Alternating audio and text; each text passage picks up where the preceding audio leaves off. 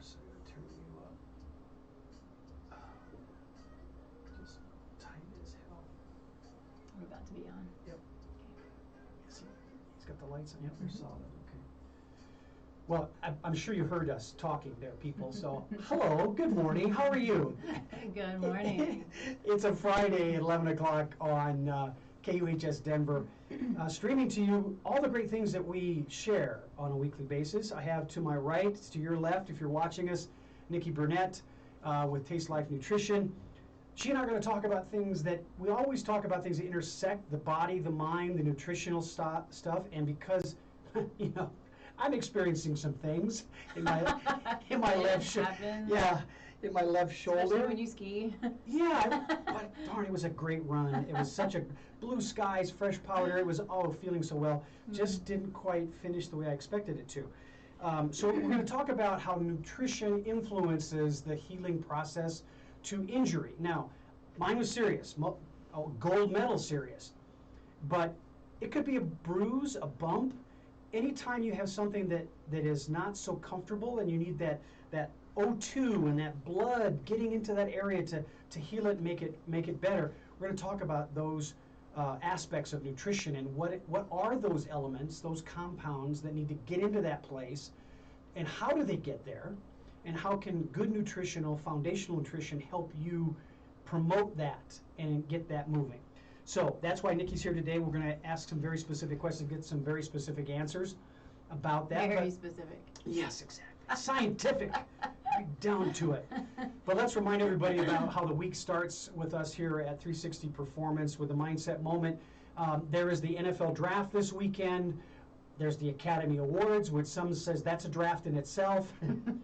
But we have the NFL and the football players trying to deal with the outcomes of COVID. And I wanted to share a quote from Peter Senge. Peter Senge is a colleague of mine that I followed religiously back in the 80s and 90s about quality. And I think quality is a big thing I want to reinforce to people as we come out of this COVID condition. And it goes like this. Over the long run, superior performance of any nature depends on superior learning. You've got to have the knowledge to synthesize it, apply it, get results, and then analyze it and do it all over again. And maybe even get more knowledge. And that's always. What, yeah, oh Let's gosh. hope that that's the case, always. We're going to get some knowledge today in leveraging that mindset moment from this Monday. But as we do that, we're going to talk about injuries. And in our case today, we're going to lead off with a serious injury, rotator cuff surgery for me. As the picture, for those of you who can see it, we've got an athlete sitting on the ground, touching her knee. More than likely something dramatic happened to that, like my colleague Nikki had something dramatic happen to her knee. We'll talk about that as well. But too often, the nutritional influence on the healing process does not address the subtle or the serious nature of injury, because doctors too often do not include in the prescription, in the plan going forward, food and its healing properties in addressing bodily injury. We're going to talk about that today. Yeah. And give you some insights. So with that being said, I show you this wonderful image of Misty Copeland, prima ballerina. So pretty. Of the New York Ballet. As I have said to you before in shows in the past, she dramatically fractured an ankle, needed surgery, was told, you're not going to dance again. Her image of who she was and how she was going to deal with it created a vision for her healing and created a process that provided her the picture you see, this beautiful prima ballerina that to this day dances marvelously. We're going to hopefully reinforce that kind of process of imaging and visioning for yourself and add nutritional insights about how to get there. And never let someone tell you that you'll never do something again. Oh my God, no. What does that do to your mind? What does it do to your head? I mean, it's... Well, and there's a chemical reaction to that too. I mean, it doesn't just stop the thinking process to a positive end.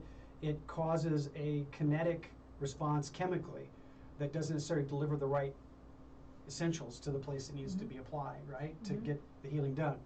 Now, as I say that, we're going to go do some commercial promotion of things, only because I love movies. And the Oscars are this weekend. That's Sunday. I hope the force will be with whomever is the nominee on the envelope when it's presented, as they say, envelope please. Maybe that's dating myself. Maybe they don't say that anymore. It was years ago. I don't even know. I haven't watched it in years. Envelope please. You know. Yeah. And the Oscar goes to is the other thing that they say, identifying anticipation of who's in that envelope. But this year, like what we do here, I'm thankful that Nikki's here with me. We philosophically agree that we don't need to be distanced because we're okay. And yet there are a lot of people who are out there virtually doing what they do. And the Oscars is going to have a combination of that. But in any case, whatever you're doing, have an end in mind. Create a vision for yourself that represents, in this case, for today's slide, a vision of gratitude. And I'm so grateful my friend and colleague is next to me. Nikki and I haven't seen each other for a while. You have a tan, girl. You have a good tan now. Yes, yeah, it's yes. a Belize thing. Belize tan. I have a Belizean tan. It's starting to fade. It's time to go back. It's time to go. Or as you said earlier, it's time for it just change here. Man, yeah, give me summer. Give me summer, here. give me sun, give me some heat. It's mid-April. There's not supposed to be snow on the ground. So I'm grateful for your presence here. Thank you very much. I'm grateful for you having me. Thank you. Well, and it's always a pleasure, and it's timely because of what's going on with me and others around the world in handling their injuries. I'm concerned about some things happening with the NFL. The football players and the Players Association said that they're not going to go to practice, the voluntary practices, because they're concerned about COVID and preparation of the teams being ready for them. Well, guess what's going to happen? Their predilection for injury is going to go up. Right. Because they're not mentally in the right space. Right. So fearful. Yeah. Or there are other reasons that we probably shouldn't get into. But yeah, there's some politics and all kinds of horse caca that is out there. But I'm grateful for the fact that we're taking small steps, not necessarily well-informed steps, towards delivering sports and sporting events so that kids of all ages can participate and enjoy the sport. But there's going to be a consequence for their behavior of not participating. There should be. Well, because it takes a certain amount of literally contact to get ready for that game of violence. As much as people love it, it's still a very violent sport. Same thing is true for baseball. Baseball had some modifications. Pitchers and catchers were supposed to show up in February. Not everybody did. They were penalized, financially penalized, because MLB said, look, we got it all going on here. We're testing, we're doing well, and their season to date is exemplifying that. They're not having the increases in cases. They're practicing the vaccination if you choose to do that, and all the different things that have to happen. So I'm grateful for that whole process happening. Share with me what your gratitude is for today. Ooh. I think right now, really my gratitude, it's the experience of coming back from Belize, where my goal, we were there for 12 days. And so my goal was to dig into the culture, understand the culture, eat the fresh food. I mean, and that's exactly what we did. So I just got my diving certification. So I just got my diving certification, and so I did my 4 open water dives in Belize. And so with that, we did 10 dives. And so, we did a total of 10 dives. With the certification? Including the 4 open water dives, okay, yes. So 6 additional over the 4. Good. Correct, okay. Yeah. And so, for me, it's experiencing something I've never experienced. It's experiencing God's glory in a place that is way something I've never done before. So, you see underwater always, So or on TV. You've never deep dived before? No. Oh. No, this is a first. The only place I dived was in a swimming pool. See, with that mindset, I would be concerned that you kept your oxygen in. You got so surprised that, oh my God! One time I hit it, and I was like, ooh, that's scary. But no, everything's slow, methodical, but it's beautiful. We had, followed by nurse sharks. My brother was hunting lionfish, which are super invasive, and so everybody wants them, and we ate them. We had lionfish ceviche. We fried up some lionfish. You did a beach fry? It was actually in the place we were staying. Okay. But yeah. Anyway, and I don't mean to go too long with this, but digging in and experiencing something that's totally outside of what I've done before. The dives, just the culture, the fresh food. Yeah. I mean, I've had fresh food, but I don't eat a lot of fruit. But like in the mornings, we had eggs and fresh fruit, tropical fruit, and that was what I wanted, and it was everything that I would have hoped it would have been, and more. And so, well, give the Belize facility some props. Where did you go? What was the place? Name the place. So, like where we stayed, or the location? So we stayed down in Placencia. Okay. And the name of it was Les Caribes. Okay. This language that I don't speak well. So, but it was a Vacasa. So it was a condo, and the big company was Vacasa, and it was great. And then we went up to Hopkins and stayed at a little cabana on the beach, and it was called Jan's Cabana. And it was... Did you meet Jan? No, did not meet Jan. I think maybe Jan was probably in Europe. I think no, Germany. If you've got a condo in Belize and you're renting it, you're probably someplace else.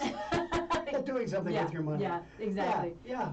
But it was beautiful. We were on the beach. We ate the food. The people were amazing. So good. Just really neat people. And some people wore masks, and there were mask requirements, but it was still fairly laid back. And do you know there's a huge film festival in Belize? No. Yeah. Love that film festival in Belize. Cool. So the people that you and I know, Wendy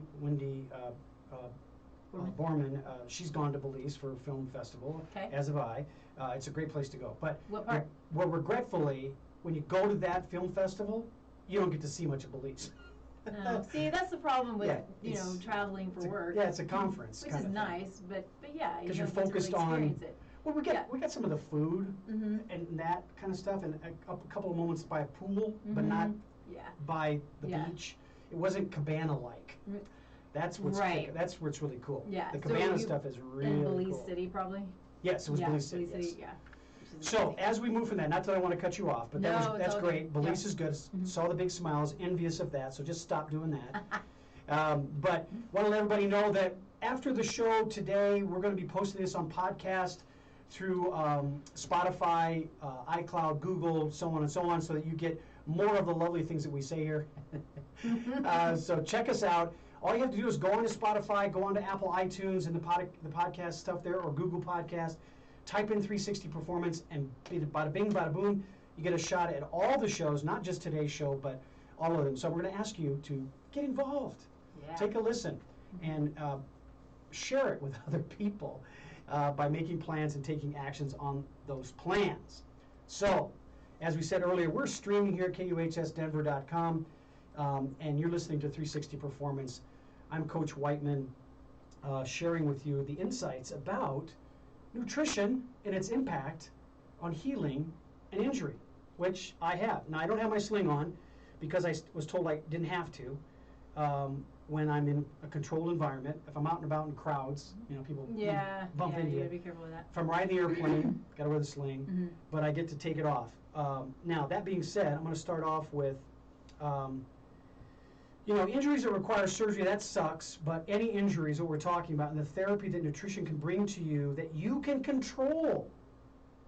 So I'm going to ask you this question. What are things that I can eat to kind of get all the fluids that are necessary to promote healing going to the right place? In my case, it's my shoulder. And I first think about blood and getting the blood there. And that's red blood cell promotion to sites is a huge deal. Yeah. In fact, to the point now, medically, surgeons use what's called a PRP system. They actually took red blood cells out of my pre-op and they used it, injecting it into the wound site during surgery, which was awesome because it really promotes activating the body to respond to that. So what are some things that we need to eat to promote that? So what I think is really the most important thing is to have a diverse diet. And so it's got to be diverse in order to get the right nutrients. And so, but we also want to look at staying away from the fast foods and the inflammatory foods because, so, if we're looking at red blood cells, bringing oxygen, that kind of thing, so kind of a double whammy is going to be your protein, your red meat, right? So you got to have the protein. You got to have the protein for repair. You've got to have the protein for enzyme production. You've got to have the iron for, for the blood cells and for the oxygen. And so I never want to say that you shouldn't or couldn't supplement, but I think it's important to understand your body, what your body needs, what your lifestyle has been, and eating a wide variety of healthy anti-inflammatory foods. And I think getting into the anti-inflammatory is important here in probably a bit. But you know, we have to have that inflammatory process in order for the healing to happen. But Yeah. it can't continue. So you want to eat the foods that are rich in the nutrients. So the vegetables are really rich in nutrients that we need for healing, but then you've got to have the protein, you've got to have the healthy fat. So, I mean, what are some alternative sources of protein that lend themselves to the healing process that aren't necessarily, they may conflict with my desire not to eat red meat? Yeah, I mean, well, protein's going to be, you got your eggs, and you've got chicken, you've got, Okay. you know, pork if you eat pork, and Is there game plant-based proteins that would give me the healing process? Yeah, Support? I will tell you that based on the data, we're meat eaters. I understand that not everybody's a meat eater, but that's what we are. So your best sources of protein are going to be from meat or from eggs. But yes, beans are going to be good sources of protein. But I'm going to tell you that a lot of people react to beans. So if you're going to do beans, then the best thing for you to do is soak them or put them in your the quick cooker? I don't ever use the quick cooker. Is it Instapot? It's not. Well, Instapot's one, but crock pot kind of thing. The pressure cookers. Yes, the pressure cooker. Got there at the same time. That's just so funny. I don't ever use one, but a lot of people do and love that's them. a big but deal. It decreases the anti-nutrients. And so if you are one of those people who react, what you're doing, you're trying to get your protein from your beans, but then you're also potentially creating an inflammatory response. Yeah. So it goes back to knowing your body, having practitioners who know you well, knowing as best you can your epigenome. Now this is, no, we don't need to get too deep in that yet, but understanding as much as you can is going to help guide you into what you need and what your body needs. Well, you're starting to go down a path that I'm thinking about here, because I'm having more and more of my athletes that are older, not really old, but like 30s and 40s, but they were raised as teenagers and middle schoolers in a household that fed them in a way that's contradictory to what's really essential today. Me too. Yeah. Mm-hmm. So I want you to break from, not break with, because grandma and grandpa and mom and dad have traditions when you go to holiday dinner. So I'm not asking you to break with that, but break from those patterns of food grouping habits that are contrary to the healing process in this discussion we're having today. So if you are not a meat eater now, and yet you were raised as a meat eater, you could have some conflict that you've been dealing with, and now you got injured. So what do? Well, to the point about beans and legumes and that kind of stuff, be aware of what Nikki just said, but at the same time, create a plan. And regretfully, the doctors aren't going to give you the plan coming out of post-op. And yet, I'll give a plug here to the Stedman Clinic out in Vail. They're really good at this. They're learning. They're changing their paradigm as physicians and medical professionals to address these differences and these marginalized mindsets about food and what it can do. So red blood cells, let's give some specifics to our audience about how to promote getting the red blood cells to that area. Protein's one. What about the fluid side of things? How do I should I just keep drinking lots of water? Or? Well, yeah, I think water is always important. We can't discount water ever. But I think another really good healing, which can be hydrating, but it's so important for everything that we do, is collagen. Oh gosh, good one. So, and as we age, collagen production goes down, like it or not, even if we're eating, the nutrients, the vitamin C and those kinds of things that help to produce collagen. And so I have been kind of digging into collagen a little bit, because some are really well absorbed, some are not well absorbed, and what are the ones that make the most sense.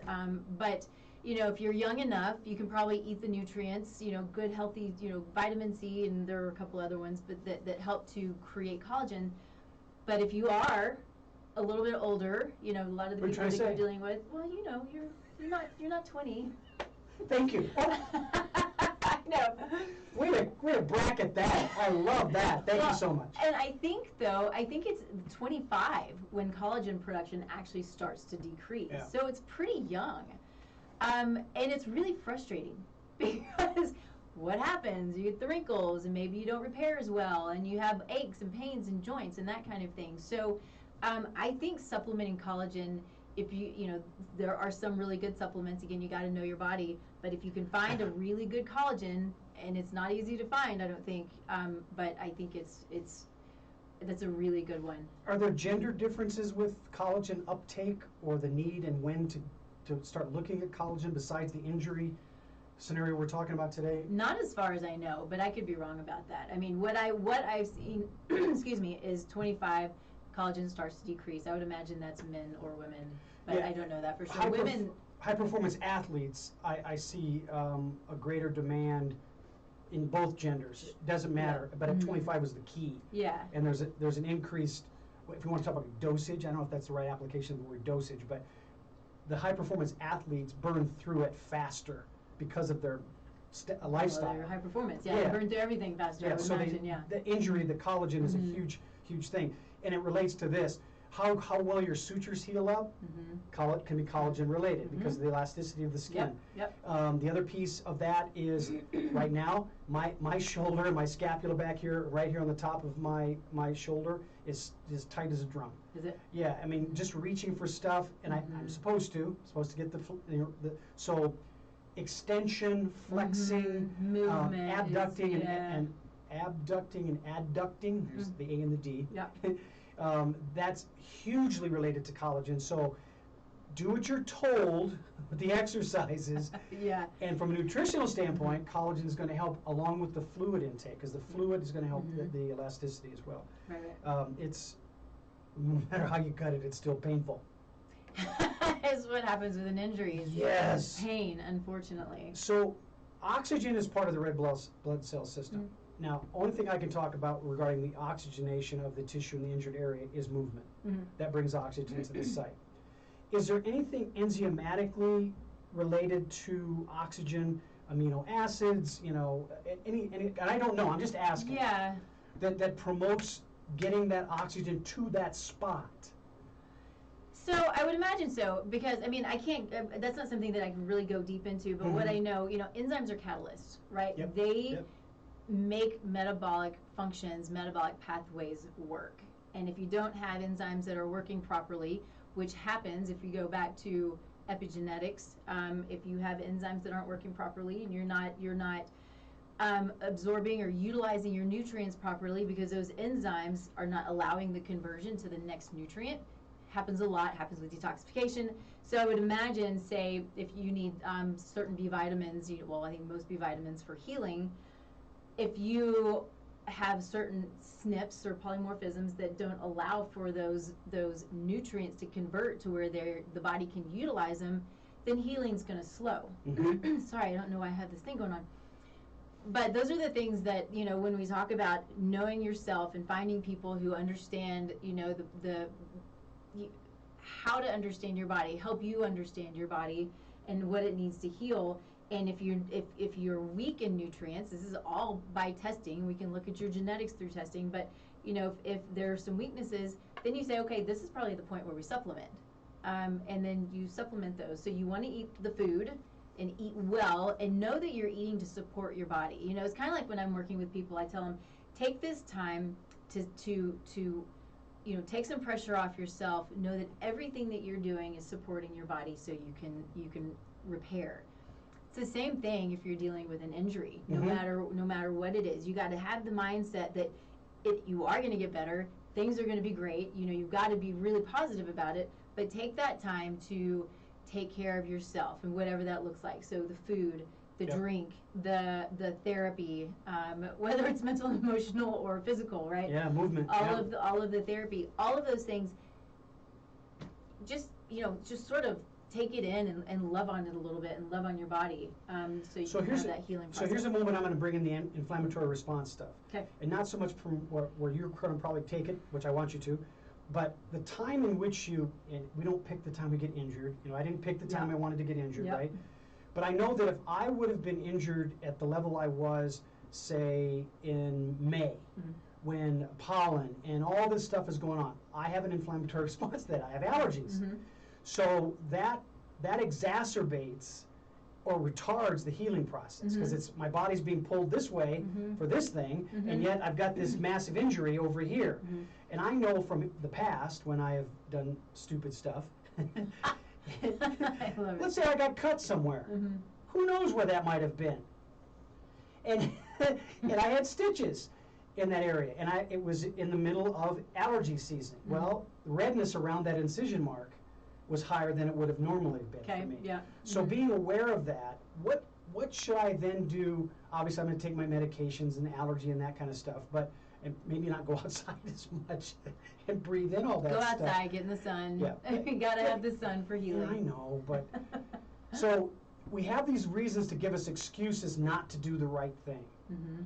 So food was something I really gravitated towards during laying on my back in the first 4 days post-surgery, and I wanted to make sure I was eating the right things to not, to counteract all these different things. So if I have an inflammatory response from a totally unrelated thing, how does that affect my mindset in my nutritional habits? Well, I don't really know about your mindset, but I know if the body has to focus on too many things, it's like, okay, I can't do all of this all at one time, right? So you want to try to take away as much of that as you can. And so what's going to be helpful is eating the nutrients or supplementing the nutrients if you need to, that's going to allow it to do its job properly. So, if you have allergies, I mean, I hate allergy medications. Some people truly need them. And so then you decrease it. But are you also affecting the immune system if you're taking allergy medication? Yeah. So think about natural herbal things that you can take that can, like quercetin. Quercetin is an amazing anti-inflammatory. It's an amazing gut repair supplement, and it's amazing for allergies. Quercetin's a really cool herb. So there are things that you can think about. Again, find somebody who knows who can help you. But if you can take some of that that stress off of that one area and allow it to move to this other area, then yeah, I think that's absolutely what you want to do. I think you also want to be careful, though, as we get into inflammation and understanding that there's a balance. You can go too far with the anti-inflammatories, whether it's a drug anti-inflammatory or fish oil, right? So you have a inflammatory response because the body has to heal. That's what inflammation is. And so we don't want to squash that until it's time. The body knows. So you have to give the body its time to heal. But then through food, hopefully, you can start to eat those anti-inflammatory foods, which are going to be, your good, healthy grass-fed meat.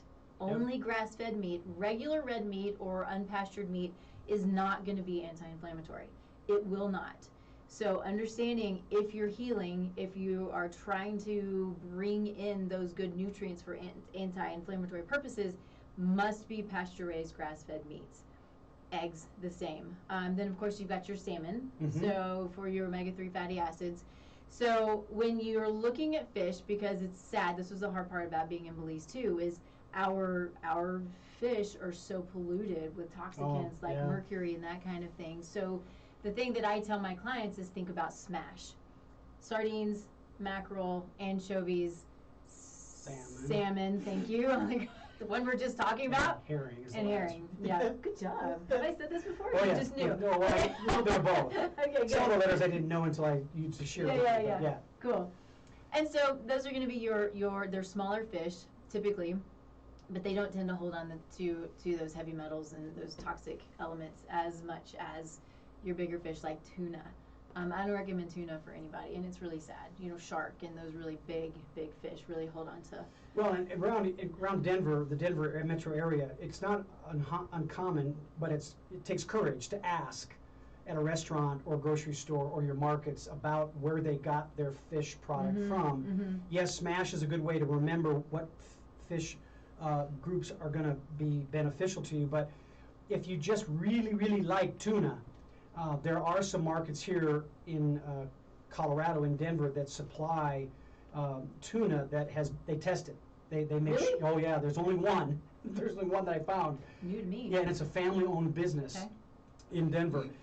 But there's some fishing operations, and it's expensive. Don't get me wrong. Sure, If you want the tuna and you love the tuna, the one that doesn't have those heavy metals in it is going to be expensive because there's not enough fish operations that are going into the areas of the oceans to get those fish.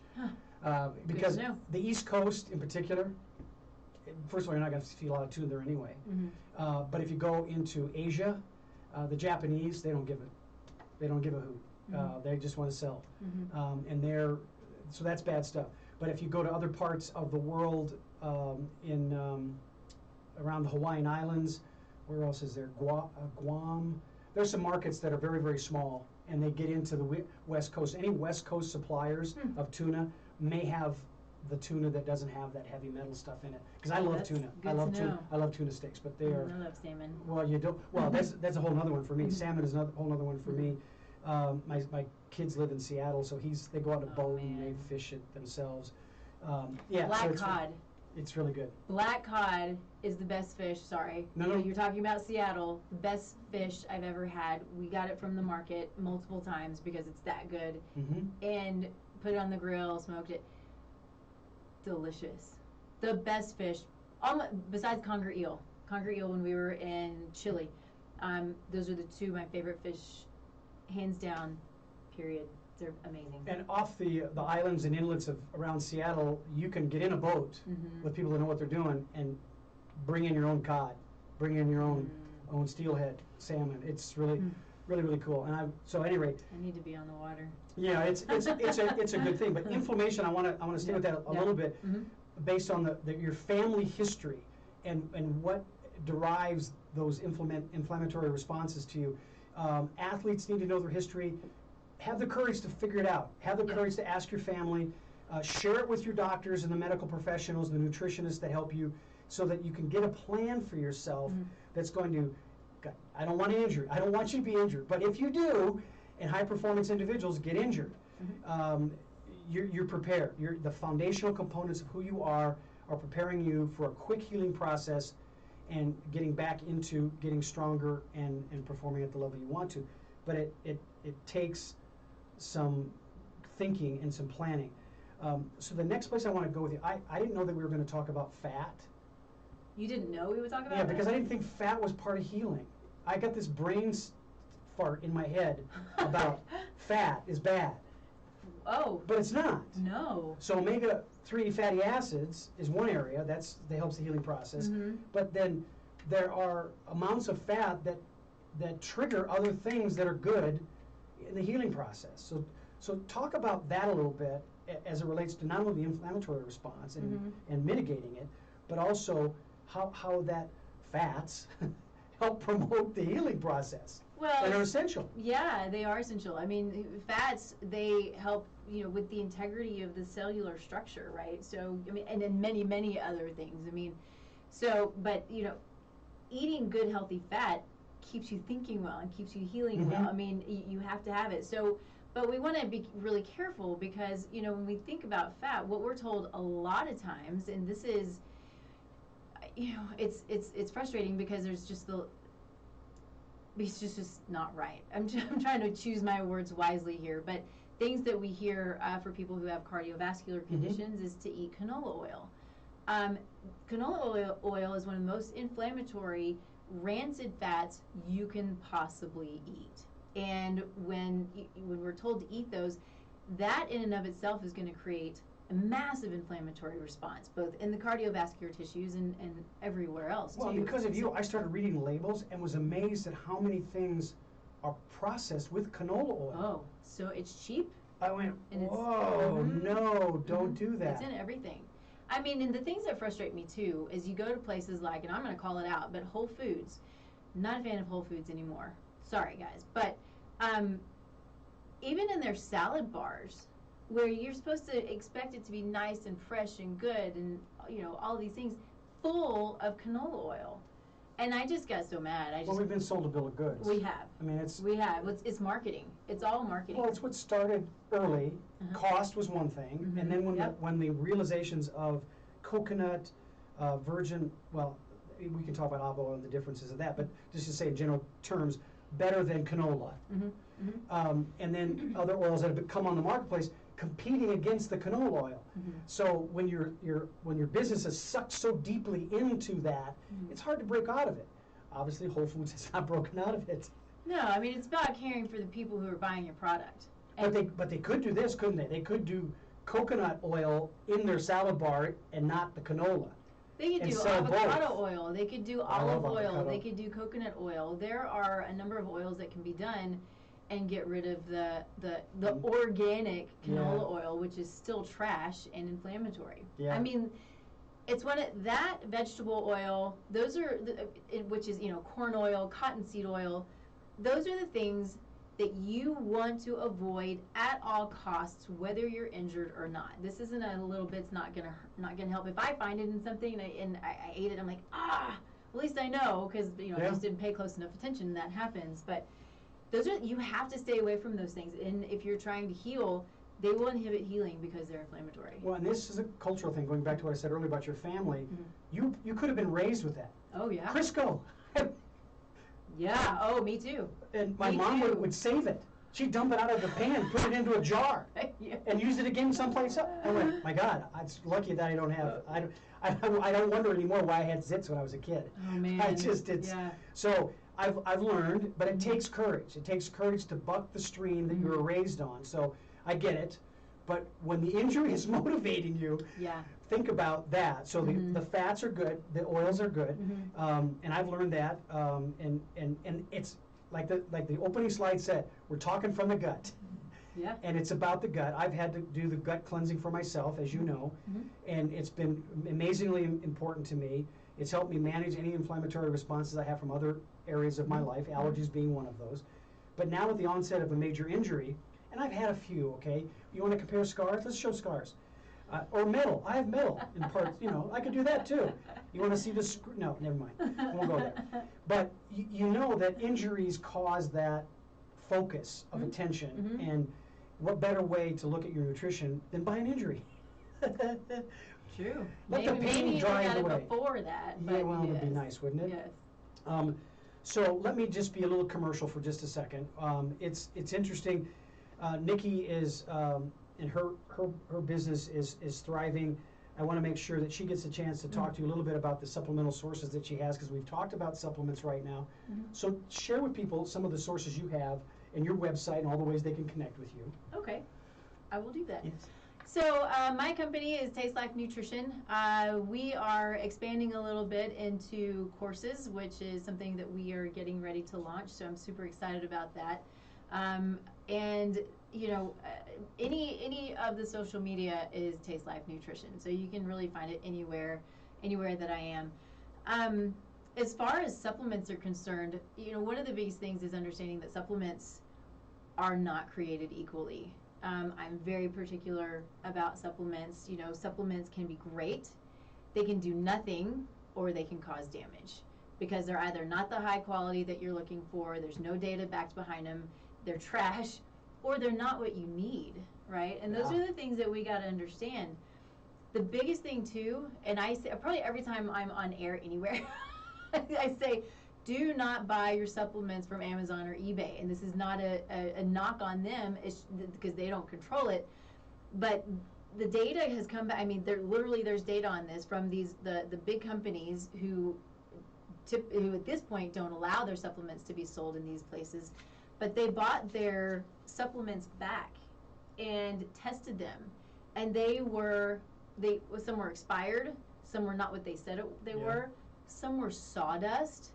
And if you think about that, you're like, oh, it's wood, it's natural, it's fine. Well, think about all the stuff that you put on wood in order for it to withstand the elements, in a house, on a deck, whatever it's used for. Could it have been something like that? And so if I tell my client, go get your supplement off of here, I think it's going to be great. They come back with a massive reaction.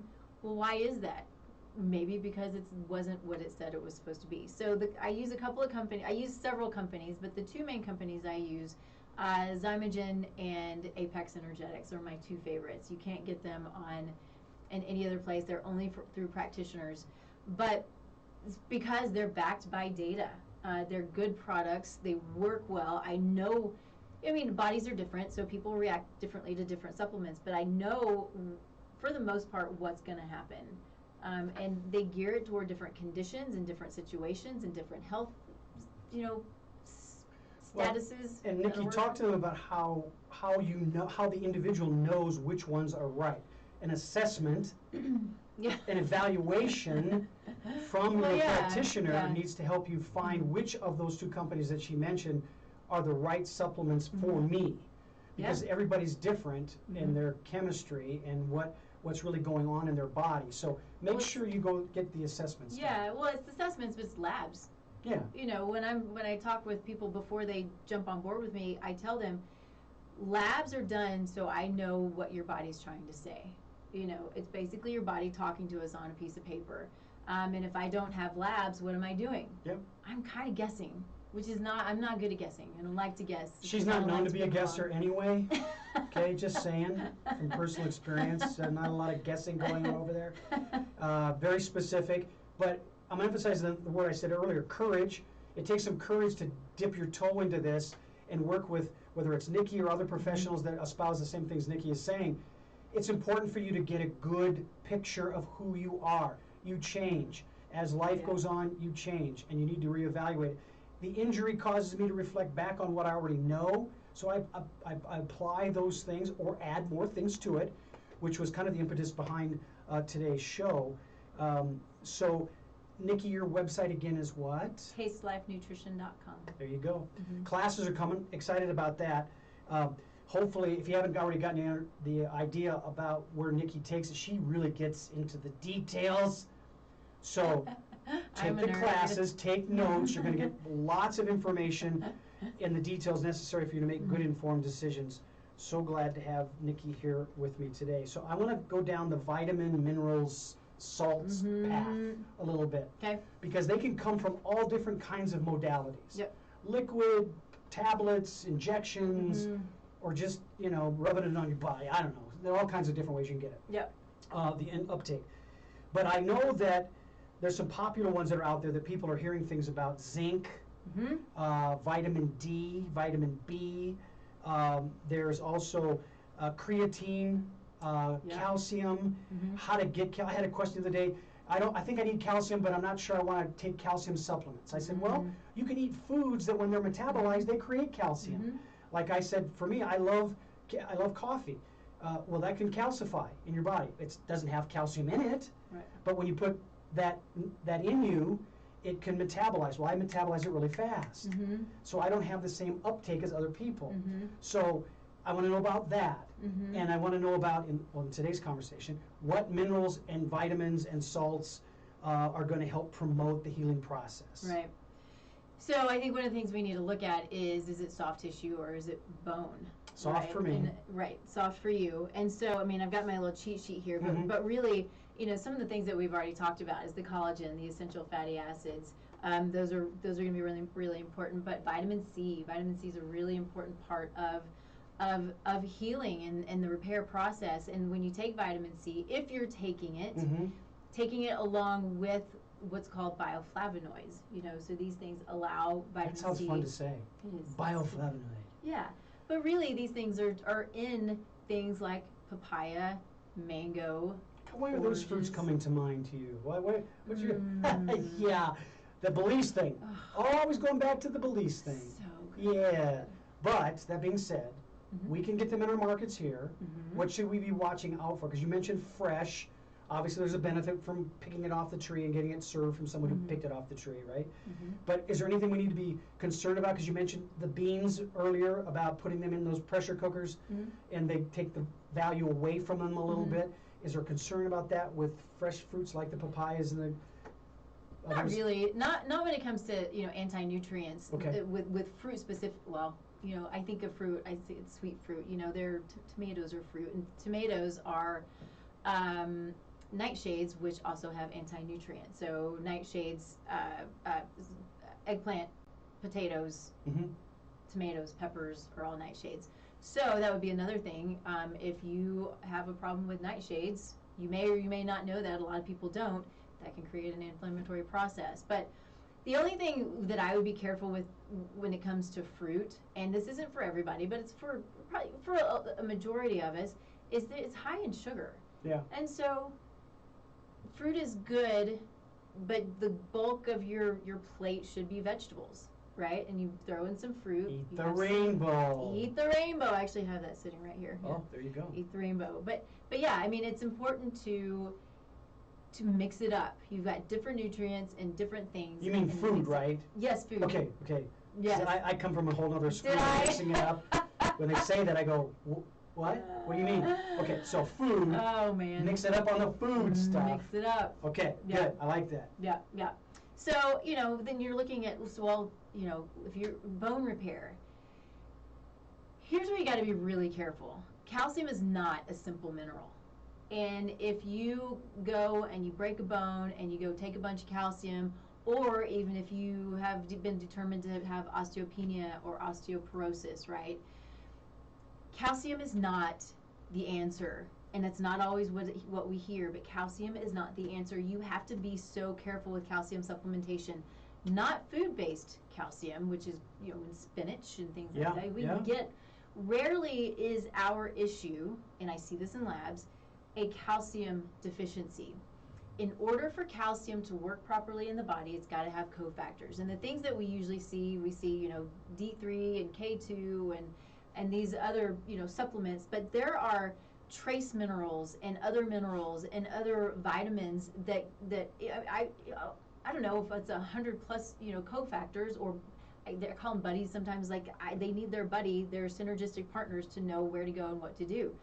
And so if you take calcium with all of its buddies, then okay, we all know what we're supposed to do. If you take calcium by itself, it doesn't know what to do. So what does it do then? It doesn't necessarily go to bone.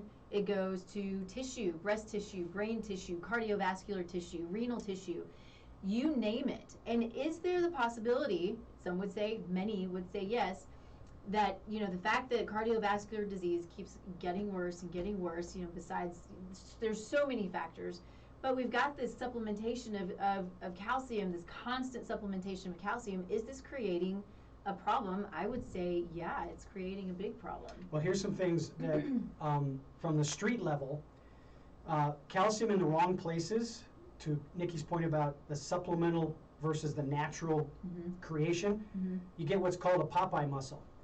There's a little, it basically is this. There's calcium gets around the fibers of the muscle, and all of a sudden you flex the muscle, you get a little bump there. You go, oh, what's that for? Well, because calcium is bound on some of the muscle fiber. That interesting? And so you get that. Now, as you age, there's a preponderance for that to happen more often.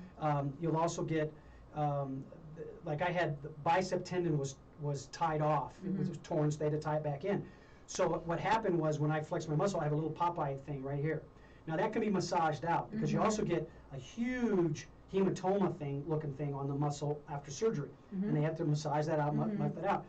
There's some chemicals there as well. So vitamin B, vitamin D, all that kind of things helps that. But the calcium, to her point, manifests itself in these little Popeye things going on, right? The other thing that happens is you get hardening of the muscle.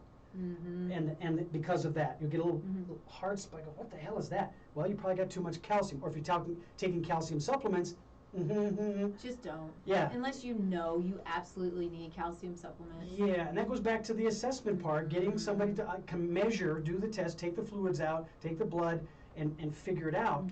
The other piece on calcium is it can calcify in areas that you don't want it to calcify, like in the cardiac system, cardiovascular systems. And you're going to get things in your legs, perhaps, what look like varicose veins, but they're not. They look like it, but it'd be more like a blob, like a bruise. Yeah. And what happened is the calcification has got into the capillary system and is pinching it off. And so that it causes a little damming effect and gathering. Now that can be rubbed out, massaged out, if you see it and notice it. So be aware of your body. Well, yeah, but think about that. So it happens in a place where you're full of capillaries. Yeah, it's going to be kind of ugly and cause a problem. But imagine that happening, because calcium is part of the healing process, so the scabbing, if you will. So if you have if you have inflammation in the cardiovascular system, and then you have some damage then that happens inside of the cardiovascular system, you have all of these nutrients, platelets and calcium and all of these things that they're rushing to the spot. To that spot to fix it. And then what happens? Well, you have a heart attack, or you have a stroke, potentially. And so, those are the things. Inflammation is the key to all of our issues, right? I mean, essentially, it's an inflammatory process. And so eating right, exercising, and this is a tough one because I know we're talking to a lot of elite athletes, too much exercise is inflammatory. Well, here's what the surgeons, and I know the surgeon really well because I refer people to him. So this is my type. I was the referral. It happens. He says to me, post-op, I hadn't even gotten out, well, yes, I did get out of the bed because it make me go to the bathroom right after surgery. So I'm coming back out of the bathroom, he looks at me and goes, don't F this up. I go, I was being a smartass. I said, what do you mean? What do you mean? I knew exactly what he meant because I was going to push it. And right now, at 7 weeks out, or about a little over 7 weeks out, you get this stiffness, but I can do stuff, you know, and I feel good. Now, if I push it, I could tear it because I've got 7 Kevlar anchors in the shoulder. Wow. They normally do 4. Oh, man. So I really did a good job. Now, the inflammatory response is at a suture site. So I've got 5 suture spots around this shoulder where he went in with a scope and did all of his things, right? So those are all cuts. Those are inflammatory responses. The body responds to that. So if there's excess scabbing, but the surgeon did a really good job cutting, that means you have an extra response. Okay, So yeah. something's not going right there. Or if it's red, he will more than likely tell you. Yeah. I had none of that because he's good. Yeah. And I had a foundational base in what my body was like because of this person right here helping me out with making sure I knew what I was doing. Now, the stiffness then still needs some calcium in there because there's inflammation inside in the tissue. I don't need supplements. Right. I don't have a deficient calcium system. My body is already doing a good job of producing that. Now, what I can do though, spinach you mentioned, greens, eat the rainbow. So the other night, Diane wasn't feeling well, and so I decided I was going to have an omelet instead of, my version of an omelet, it's not really an omelet, it's more like a garbage egg supply. with the egg Sounds delicious. With the egg is the binder. So I put lots of red and green and yellow and orange things in there. And I decided I was going to put a shadow veggie in there too, because we had eaten some red potatoes. And so they were in the refrigerator. So I just said, I took a little small handful of them, I put them in there, and it made it more like a pancake, what I finished making. Only 2 eggs, but it was like this. Yeah. It was awesome. Cooking's the best, and I right? threw green chili on top of it, and I went, yeah, that was good. So basically I put in the stuff that was going to promote the healing and the inflammatory response, but also support helping me stretch this out, because too much stretching is not good, because I could get it needled, I could get cupping, that kind of stuff, but you've got to be very careful in the injury side of things. With nutrition as a key component to it, as well as considering who am I? With your help, what did I measure up at? So what are some other minerals besides what we've already talked about? Zinc was one that's on my mind. Magnesium is on my mind. And those aren't typically thought about from a healing standpoint, but they're essential for other reasons on the inflammation scale. Right. So yeah, magnesium it helps with, like synapses, and it calms the muscles, and it's really important for healing. I have my notes here somewhere, but it doesn't matter. But nerve responses. Nerve responses. Yeah. Thank you. I'm like, there's a word that I'm missing. Yeah. Fiery.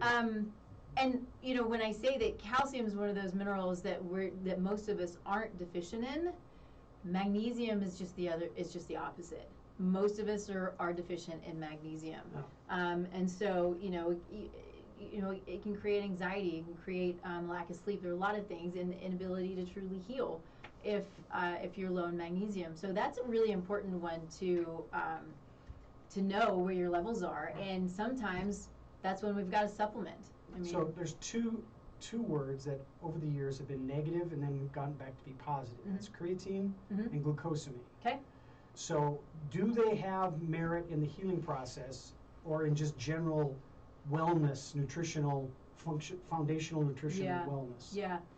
Creatine's one of those that the more I learn about it, the cooler I think it is. Okay. And I think that there's, as far as I know, there's no research that shows any negative effects when In it what comes to modality? healing. Well, when it comes to healing, Okay. or when it comes to building muscle. Okay. So I have a 16-year-old nephew who called me. You know, he's one of those. He's tall and he's lean and skinny. He's like, I need to get some muscle, and so he's like, can I have some creatine? And so it's like, sure. You know, I looked for his age to make sure, because I don't usually work with younger kids.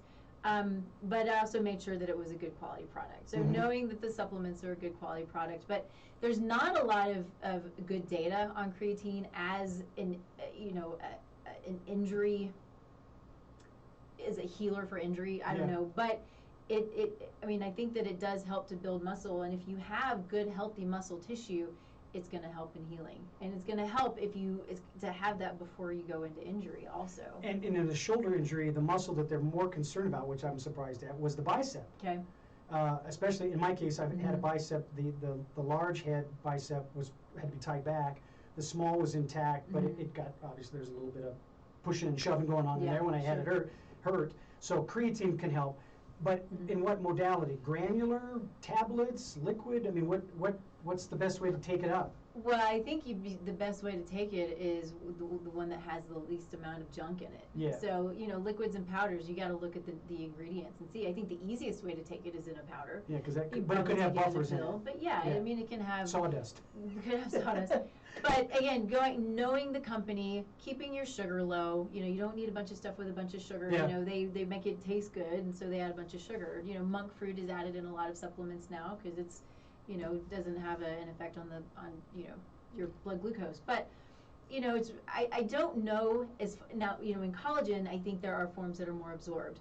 With creatine, I don't know for sure, but my assumption is it's all pretty well absorbed no matter what. Yeah, yeah. Just watch what's in it. Well, back in the Arnold days, Mr. Schwarzenegger, creatine was not such a great thing. They thought it caused cancer, and yet you look at his body, look what at was in it? He's still and that I goes back to the same things we're talking about today. So creatine has had this roller coaster cycle of ups and downs and positives and negatives.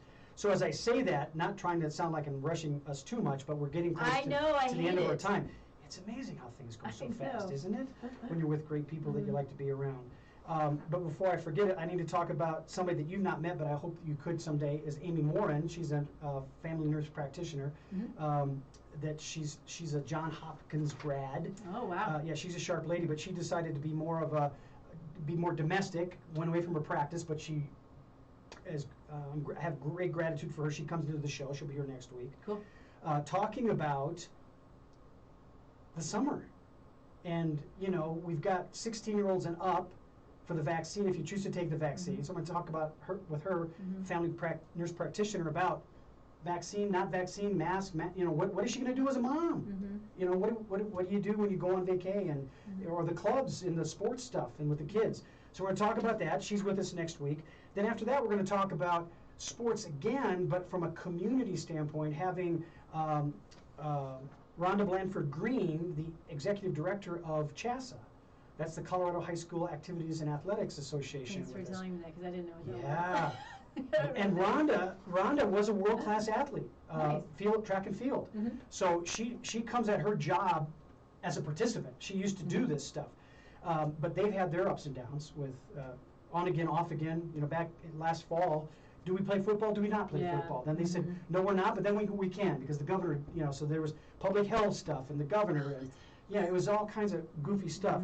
So we'll have them on, and then we'll just keep throwing topics at you and great guests like we have today and sharing with you. So before, in our last minute, Nikki, what do you want as the takeaway from your perspective for today for our audience? I think the takeaway, you know, I don't want to be repetitive, but it's really having a good understanding of your body, your body's needs, knowing if you're, I mean, we have the ability to look at our epigenome, right? And so we should have I wish we could have gotten into that a little deeper, but understanding that your metabolic pathways may or may not be functioning as you hope they do.